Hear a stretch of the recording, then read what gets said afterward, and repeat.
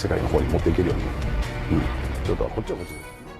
Direktang pinuri ng Japanese boxing promoter na si Koki Kamida ang lakas at galing ni John Riel Casimero na tinawag niyang isang amazing na boksingero.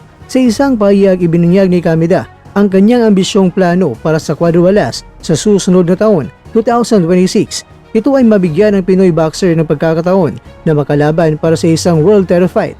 Dahil si Casimero ay nasa super bantamweight division, hindi maiwasang itanong, ito na nga bang daan para sa pinakinintay na tapatan nila ng monster ng Japan na si Naoya Inoue? At ayon sa mga ulat, kung mananatili si Inoue sa naturang dibisyon hanggang 2026, malaki ang posibilidad na magawa ni Kamida ang paraan upang pagtapatin ng dalawang higante sa lona. Isang laban na matagal na inaasam ng mga boxing fans sa buong mundo.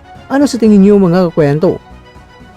Habang naganda naman si Casimero sa susunod na laban, abala naman ang kampo ni Nonito Donaire Jr. sa paghabol sa hustisya matapos ang kanyang split decision loss laban niyan kay Sia Tsutsumi sa Tokyo. Ayon sa asawa at manager nito na si Rachel Donaire, nagpadala na sila ng email sa WBA o World Boxing Association upang ireklamo ang naging resulta ng laban. Binigyang diin ni Rachel ang scorecard ng Polish judge na si Leszek Jankowiak na nagbigay ng 117-111 pabor kay Tsutsumi na tinawag niyang highly disrespectful. Batay sa datos ng CompuBox, mas naging aktibo si Donaire sa pagpapakawala ng mga suntok, 59.7 kada round kumpara kay Tsutsumi na meron siyang 54.3, at itong si Donaire mga kwento ay mas marami na nakalanding ng power shots na 79-64. Sa kabila ng pagkatalo ni Donaire, lumabas na mas bugbog si Tsutsumi na sumailalim sa 4 na oras ng operasyon para sa basag na ilong at mga hiwas sa muka.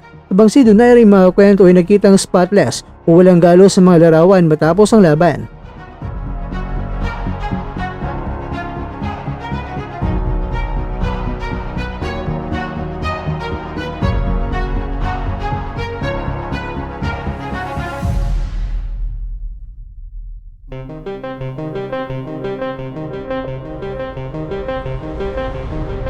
Mga kakwento, inaasahan na mailalagay si Donaire bilang number 1 contender sa susunod na ratings ng WBA kung hindi makakalaban agad si Tsutsumi dahil sa kanyang mga pinsala.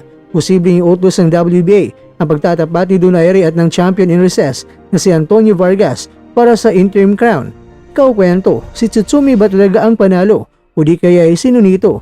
Sige nga kwento, pag-comment mo naman opinion mo.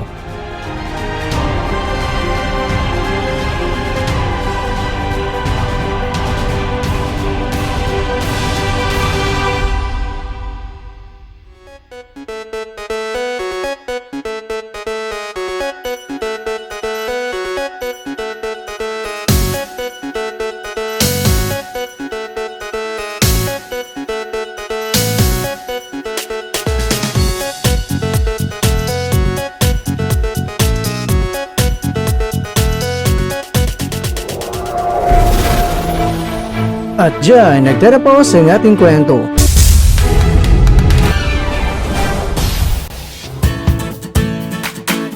Maraming salamat mga kakwento sa inyong panonood. Pero baka naman mga kakwento ay nagustuhan niyo po ang kwento natin ngayon. Baka pwede niyo po akong mabigyan dyan ng like, subscribe at pa-click na rin sa bell button.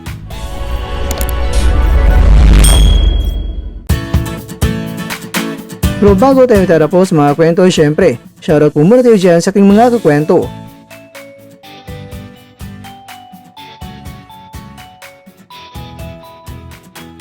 At ikaw kwentong nanonood ngayon, shoutout sa'yo dyan. Bueno, hanggang dito na po muna ang ating kwentuhan. At abangan nyo na po ating susunod na video. At dito lang po yan sa isang channel na kung saan maaring ito'y mga kwentong di pa na kwento sa inyo.